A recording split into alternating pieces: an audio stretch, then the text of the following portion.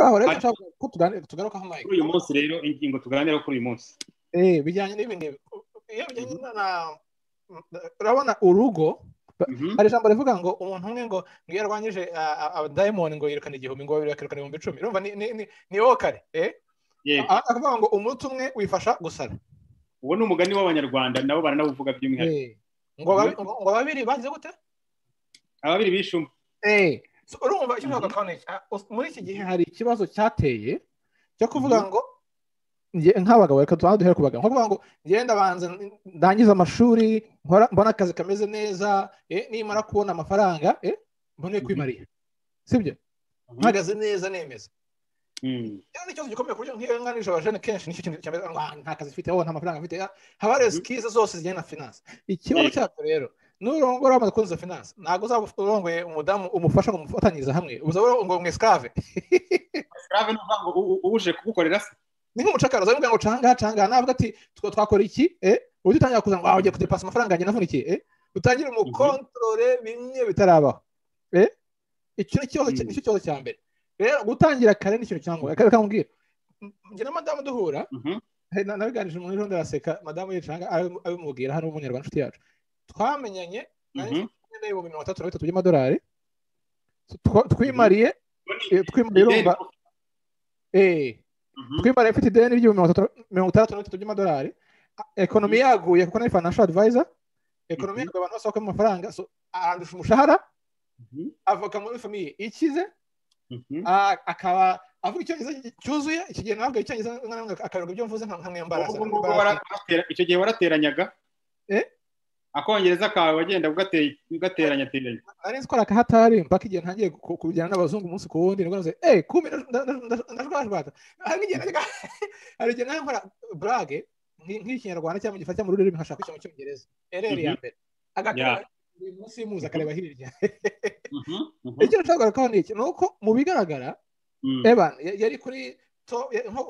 dushyize nko koresha yari kuri 10 jewe yanza kureba ibyo yanza kubishyiraho amaso nako gatanu n'igice gatandatu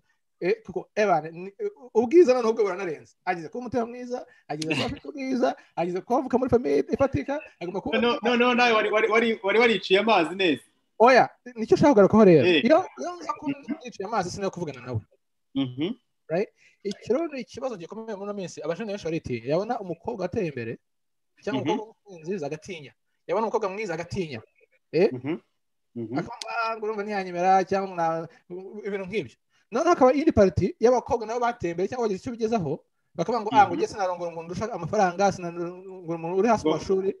no kuvuga ngo ikibazo se kiba gifite nde hagati aho ngaho ikibazo ni hari umukobwa ufite amafaranga hari n'abahungu batayafite cyangwa se ugerageza yenda umuhungu agatinya kumushaka kuki ubundi ni ukubera iki gusa ukwigira icyizere guke nta cyizere umuntu aba ahantu bipfira hambere ni uko media yabigizemo uruhare runini ntabwo gute se urumva media yabigizemo uruhare kuko itazana message zo kuvuga ngo ibintu ntibishakwa abantu bahuriza hamwe urabona none reka nkubaze iyo umugabo afite amafaranga akarongora umukobwa arusha amafaranga cyangwa arusha amashuri ntabwo tuvuga ngo yarongoye umuntu wo hasi ahubwo tuvuga iki bwo nta nubwo tubivugaho ntabwo tubitindaho ko yarongoye umuntu urusha amafaranga cyangwa urusha amashuri ntitubitindaho kuki tugomba kubitindaho niba umukobwa afite amashuri cyangwa amafaranga kurusha umuhungu why confidence igenda ari mfite ntabwo nari nyifite mu byo narebeshaga amaso right confidence igenda nafite dreams nafite hope ndavuga niba naravuye mu Rwanda nkaje kugera aha ngaha I can do it nta muntu uri bunkange iyo confidence ari mpagira uyu munsi iyo nganije abashenda babaza wanje secondaire ati uzi gutwara imodoka uzi kwandika no gusoma so hari byinshi uzi kubara kubuza ibi byose hari ibintu uzi nge ntazi hari ibintu Mike azi ntazi right hari ibintu twese tuzi abandi batazi buri munsi afite bite naho yakuriye nuko yakuzemo dufite ibyo turusha abandi rero kuvuga ngo urandusha finance tukavuga ko undusha ko gutera iyo tuvuga ngo umuntu ari successful tubivuga ko amafaranga kandi kufasha turebe niba waba waje woneye ku mashusho yawe ko turakumva ku mariro okay ndabona ari sawa ngubu akenshi tuvuze muri successful tubibarira kuki tubibarira ku mafaranga afite niba ari umukire mu mafaranga cyangwa ngo umuntu ari successful Bill Gates divorce Elon Musk divorce gatatu ejo bundi ninde wundi wakoze divorce nanone Jeff Bezos ni gute rero ni ukuvuga ngo tumutangiye guhindura imyumvire ko success ntabwo ari amafaranga yakumarira ubutunzi bwose